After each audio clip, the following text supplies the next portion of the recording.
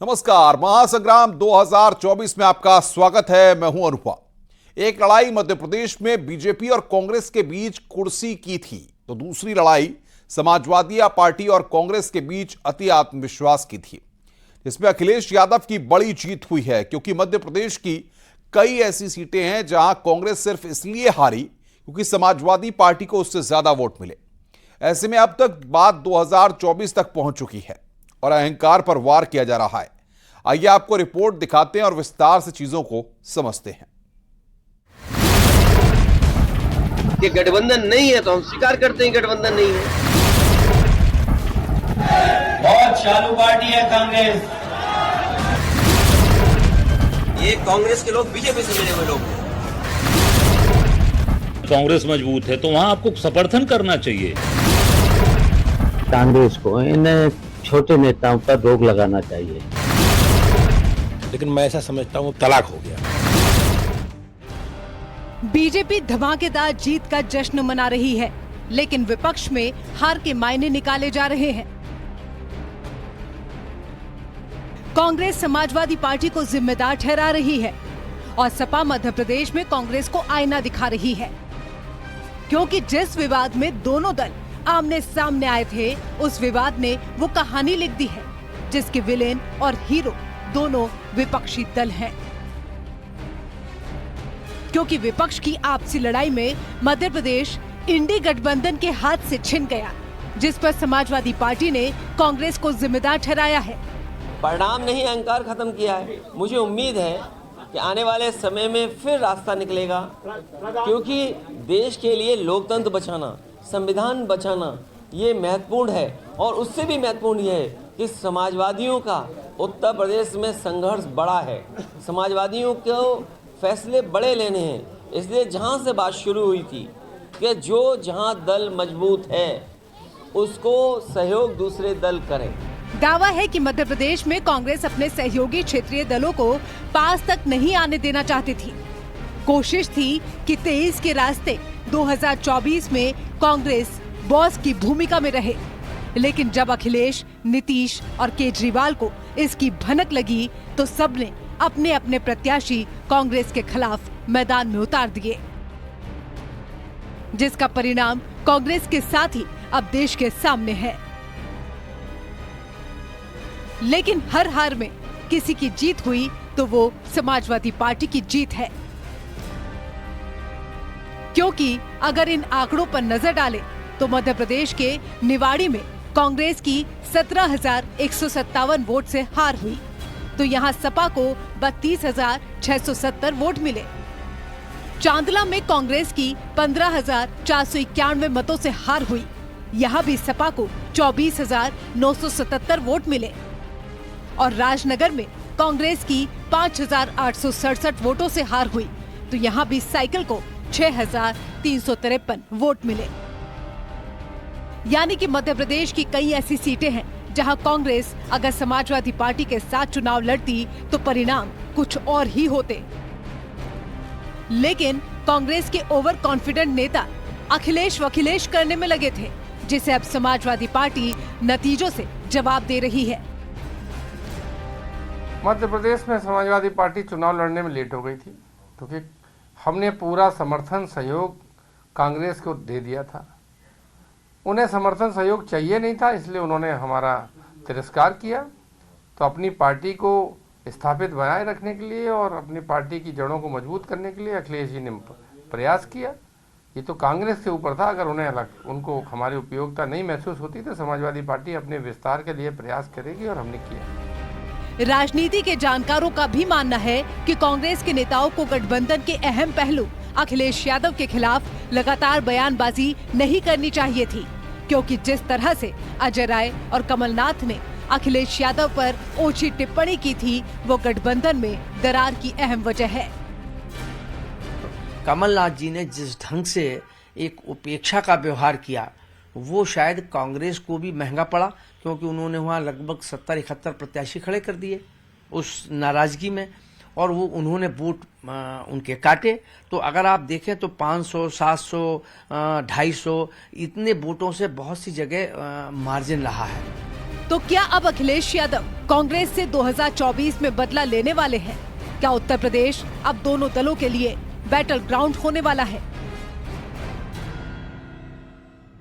लेकिन चुनाव परिणाम के बाद जो बयानबाजी हो रही है वो कुछ इसी ओर इशारा कर रही है।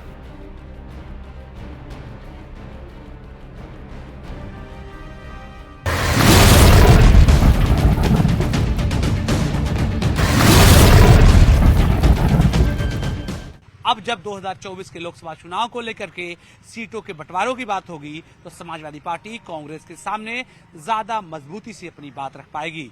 यही नहीं, समाजवादी पार्टी सीटों के बंटवारे में मनोवैज्ञानिक रूप से कांग्रेस पर चढ़कर बात करेगी। कैमरा पर्सन गोपी गिरी के साथ अलाउद्दीन, न्यूज़ 18, लखनऊ। मायावती ने मध्य प्रदेश, राजस्थान, छत्तीसगढ़ और तेलंगाना के चुनाव परिणामों पर सवाल खड़ा कर दिया है, जिस पर अब बीजेपी भी हमलावर हो गई है। आइए रिपोर्ट दिखाते हैं कि आखिर क्यों मायावती ने चुनावी नतीजों को विचित्र, रहस्यात्मक और अचंभित बताया है।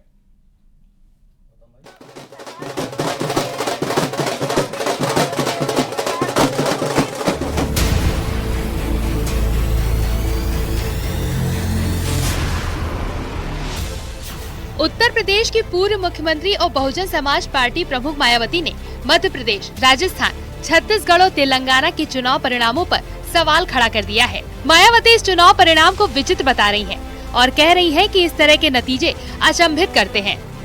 उन्होंने कहा कि जमीनी स्थिति अलग थी, लेकिन परिणाम अलग आया। ये एक रहस्यात्मक मामला दिखता है। मायावती ने चुनाव परिणाम के बाद चर्चा के नए विषय बनने की भी बात कही, जिस पर अब बीजेपी ने करारा पलटवार किया है। अब वो राजनीति समाप्त हो गई, जो लोगों को बांटने की राजनीति होती थी। बांटने के नाम पर जिस प्रकार से केवल परिवार विशेष का ही भरण पोषण होता था, ये पूरा देश ने देखा। जाति के नाम पर परिवार चाहिए, परिवार में भी फिर अपना बेटा चाहिए, तो ये सब राजनीति अब बाहर निकल गए हैं। सत्ता जब मिलती थी तो केवल लूट के सिवाय कुछ होता नहीं था। अब नतीजे स्पष्ट रूप से कल सब आ चुके हैं और जनता ने प्रचंड बहुमत से तीनों राज्यों में सरकार बनाया है, तो निश्चित तौर पर जनता मोदी जी की और मोदी जी जनता को बहुत अच्छे से जान रहे हैं। दिल से दिल का तार जुड़ा हुआ है, वो नब्ज ही देखती रहेंगी यहाँ। दरअसल राजस्थान और मध्य प्रदेश में मायावती के भतीजे आकाश आनंद ने पार्टी की कमान संभाली थी। मायावती ने यहाँ पार्टी के प्रदर्शन को बेहतर होने की उम्मीद जताई थी, लेकिन दोनों ही राज्यों से पार्टी को निराशा झेलनी पड़ी। वहीं आकाश आनंद की लॉन्चिंग भी फीकी हो गई। 2018 के विधानसभा चुनाव में ज्यादा बेहतर प्रदर्शन करने वाली बहुजन समाज पार्टी इस बार 2023 के विधानसभा चुनाव में 2018 की तुलना में प्रदर्शन करने से चूकती हुई नजर आई है। बहुजन समाज पार्टी का न सिर्फ वोट फीसद घटा है, बल्कि सीटों की संख्या भी उनकी घट गई है। राजस्थान में एक तरफ जहां बहुजन समाज पार्टी ने आधा दर्जन सीटों पर जीत हासिल की थी, वहीं पर ये जीत सिमट करके अब 2 पर आ गई है। दरअसल एमपी और छत्तीसगढ़ में बसपा ने गोंडवाना गणतंत्र पार्टी से गठबंधन किया था। एमपी में बसपा ने 178 और जीजीपी ने 52 प्रत्याशी उतारे थे, लेकिन एक भी सीट नहीं जीत पाई बीएसपी। इसी तरह छत्तीसगढ़ में बसपा ने 53 सीटों पर चुनाव लड़ा, यहाँ भी खाता नहीं खुला। राजस्थान के नतीजे भी बसपा के लिए बेहद निराशाजनक रहे। यहाँ बीएसपी का खाता तो खुला, लेकिन हाथ आई तो सिर्फ 2 सीटें, जबकि 2018 में इन राज्यों में बीएसपी ने बेहतर प्रदर्शन किया था। अगर सीटों का खेल समझ नहीं आया तो वोट प्रतिशत देख लीजिए। बीएसपी को राजस्थान में सिर्फ 1.8% लोगों ने वोट किया, मध्य प्रदेश में 3.3%, छत्तीसगढ़ में 2.2%, तेलंगाना में 1.39% वोट ही बीएसपी को मिले, जबकि यही बीएसपी कभी राष्ट्रीय पार्टी हुआ करती थी। ऐसे में मायावती की तरफ से जो सवाल खड़े हो रहे हैं वो 2024 के लिहाज से बेहद अहम है। साथ ही सवाल ये भी है कि पड़ोसी राज्यों में बहुजन समाज पार्टी ने जिस तरह का प्रदर्शन किया, ऐसे में अकेले लड़ने का फैसला कितना सही है, या फिर मायावती अब इंडी गठबंधन का हिस्सा होने के बारे में सोचेंगी। Bureau report, news 18।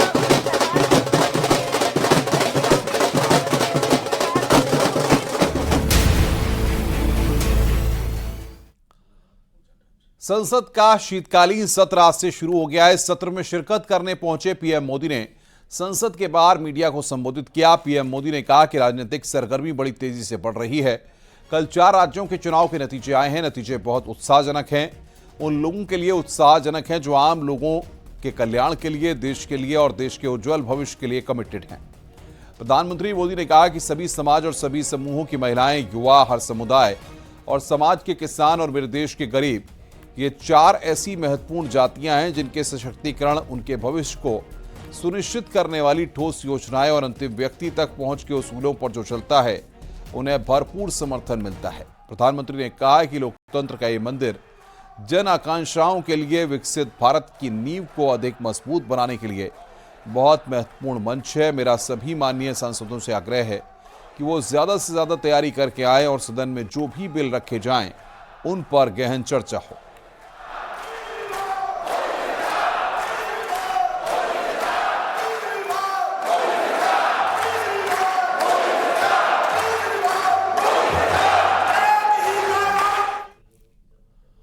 Bharatiya Janata party की जीत इतनी बड़ी है कि इसकी चर्चा 7 समंदर पार तक हो रही है। प्रधानमंत्री नरेंद्र मोदी इस वक्त दुनिया भर के बड़े बड़े अखबारों की हेडलाइन बने हुए हैं। ग्लोबल मीडिया में मोदी की बड़ी जीत की चर्चा हो रही है। आइए आपको एक रिपोर्ट दिखाते हैं।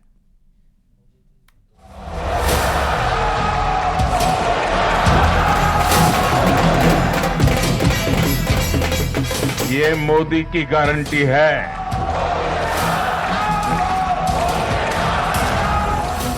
और मोदी की गारंटी यानी गारंटी पूरा होने की गारंटी।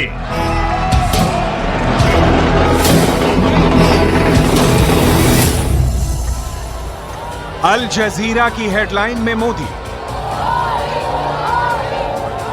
ब्लूमबर्ग की हेडलाइन में मोदी, बीबीसी की हेडलाइन में मोदी, फाइनेंशियल टाइम्स की हेडलाइन में भी मोदी। देश ही नहीं, इस वक्त दुनिया के हर कोने में प्रधानमंत्री नरेंद्र मोदी के नाम की चर्चा हो रही है। दुनिया के हर अखबार की हेडलाइन मोदी से शुरू हो रही है। 2024 लोकसभा चुनाव से पहले 2023 में मिले सबसे बड़े जनादेश की चर्चा हो रही है। देश के साथ साथ दुनिया के तमाम देशों को 2023 के रिजल्ट में 2024 की तस्वीर साफ साफ नजर आने लगी है। दुनिया के करीब हर बड़े अखबार में मोदी की हेडलाइन है। बीजेपी की जीत पर बीबीसी ने लिखा है, राज्यों के चुनाव परिणाम में जीत से प्रधानमंत्री नरेंद्र मोदी की लोकसभा चुनाव में जीत का रास्ता साफ हो गया है। बीजेपी उत्तरी और मध्य भारत के हिंदी हार्टलैंड में लगभग अजेय दिख रही है। अल जजीरा ने लिखा है कि 4 राज्यों के चुनाव नतीजों से अगले साल होने वाले लोकसभा चुनाव से पहले मतदाताओं के मूड का पता चला है। ब्लूमबर्ग का कहना है, भारत की सत्तारूढ़ पार्टी 3 प्रमुख राज्यों में जीतने के बाद लोकसभा चुनाव में फिर विपक्ष को मात देने के लिए तैयार है। मतदाताओं का ये प्रधानमंत्री नरेंद्र मोदी के लिए समर्थन का एक मजबूत प्रदर्शन है। फाइनेंशियल टाइम्स ने लिखा है, पीएम नरेंद्र मोदी ने राज्यों के चुनाव में शानदार जीत दर्ज की, जो अगले साल आम चुनावों से पहले राष्ट्रीय राजनीति पर उनकी पकड़ को और मजबूत करेगी। नेपाल के प्रमुख दैनिक अखबार कांतिपुर ने भी लिखा है, राज्यों के परिणाम बता रहे हैं कि कांग्रेस नेता राहुल गांधी की भारत जोड़ो यात्रा का राज्यों में असर नहीं दिखा। बीजेपी की जीत बता रही है कि पार्टी और मजबूत हुई है।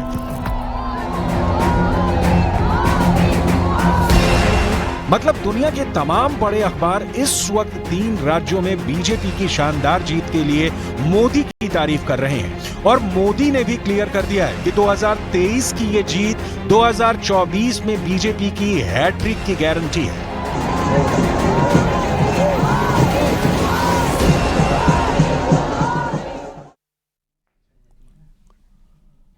रुक रहे हैं यहां पर एक ब्रेक के लिए। खबरों का सिलसिला लगातार जारी है।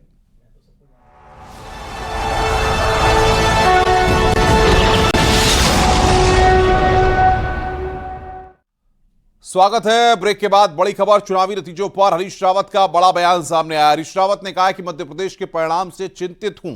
साथ ही कहा कि छत्तीसगढ़ जीतते जीतते क्यों हारे, इस पर पार्टी को मंथन करना होगा। उन्होंने यह भी कहा कि छत्तीसगढ़ में उत्तराखंड जैसे परिणाम आए हैं। तो वहीं हरीश रावत ने कहा कि राजस्थान में कांग्रेस ने पूरी कोशिश की।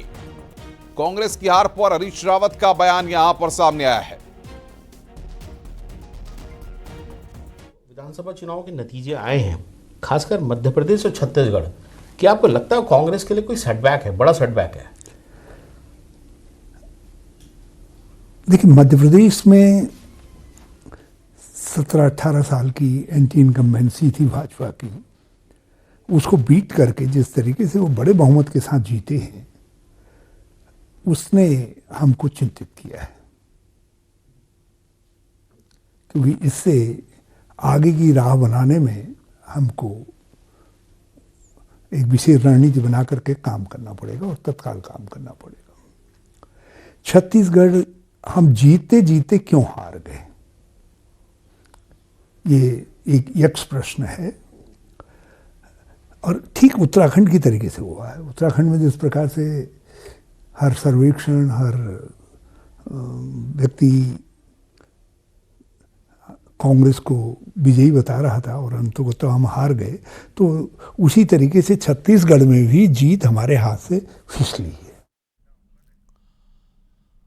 बीएसपी आमतौर पर उपचुनाव नहीं लड़ती है, पर इस बार बीएसपी उत्तराखंड में मंगलौर उपचुनाव लड़ने के मूड में है। ये सीट बीएसपी विधायक सरवत करीम अंसारी के निधन के बाद खाली हुई है और फिलहाल यूपी और उत्तराखंड में बीएसपी के एक विधायक हैं, पर उत्तराखंड में बीएसपी 2 का आंकड़ा कायम रखना चाहती है।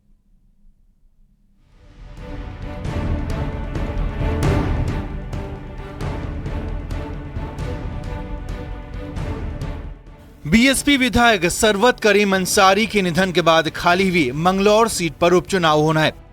माना जा रहा है कि ये उपचुनाव लोकसभा चुनाव के साथ होगा। बीएसपी मुस्लिम बहुल मंगलौर सीट पर अपना दावा कायम रखना चाहती है और इसीलिए कभी उपचुनाव नहीं लड़ने वाली बीएसपी ने उत्तराखंड की इस सीट पर उपचुनाव लड़ने का मन बनाया है। 2022 विधानसभा चुनाव में उत्तर प्रदेश में एक तो उत्तराखंड के हरिद्वार जिले से बीएसपी के 2 विधायक चुनाव जीते, पर सरवत करीम अंसारी के निधन के बाद दोनों राज्यों में एक विधायक भी बचा है। ऐसे में लोकसभा चुनाव के साथ होने वाले उपचुनाव को न लड़कर बीएसपी कमजोर मैसेज नहीं देना चाहती। लक्सर से बीएसपी विधायक शहजाद के मुताबिक सरवत करीम अंसारी के परिवार से किसी को उम्मीदवार बनाया जाएगा, पर फाइनल फैसला बीएसपी सुप्रीमो मायावती करेंगी। बहुजन समाज पार्टी की सीट है और बहुजन समाज पार्टी और कांग्रेस के बीच में हार जीत होती रही है। हम बहुत अच्छा चुनाव उस परिवार को लड़ाने का काम करें, बाकी निर्णय तो आदरणीय हमारे राष्ट्रीय अध्यक्ष जी को लेना है। राज्य बनने के बाद मंगलौर सीट पर बीजेपी कभी चुनाव नहीं जीती। हालांकि कुछ वक्त पहले बीजेपी के प्रदेश अध्यक्ष महेंद्र भट्ट ने सरवत करीम अंसारी के घर पहुंचकर दरवाजे खुले होने की बात कही थी। लेकिन अब जबकि बीएसपी उपचुनाव लड़ने को तैयार दिख रही है, तो क्या बीजेपी का मंगलौर में जीत का सपना अधूरा रह जाएगा? इसलिए वही भी मैदान में आए। भारतीय जनता पार्टी का प्रत्याशी मैंगलोर विधानसभा से चुनाव फाइट करेगा और जीतेंगे भी, क्योंकि भारतीय जनता पार्टी को अपने कार्यों पर और अपने कार्यकर्ताओं पर भरोसा है। हमारी पूरी कोशिश रहेगी कि काजी निजामुद्दीन जी इस चुनाव को भारी अंतर से जीते और निश्चित ही कांग्रेस इस चुनाव को जीतने जा रही है। और जो माहौल वहाँ चुनाव के ठीक 15 दिन बाद से देखने को मिल रहा था, लोग चाह रहे हैं कि काजी निजामुद्दीन आए और उनका प्रतिनिधित्व करें। साफ है, बीजेपी बार बार हार के बावजूद मंगलौर उपचुनाव लड़ने को तैयार है, लेकिन बीएसपी की तरफ से पहली बार उपचुनाव लड़ने की बात ने कांग्रेस और बीजेपी की प्लानिंग पर कई सवाल खड़े कर दिए। देहरादून से न्यूज़ 18 के लिए दीपांकर भट्ट की रिपोर्ट।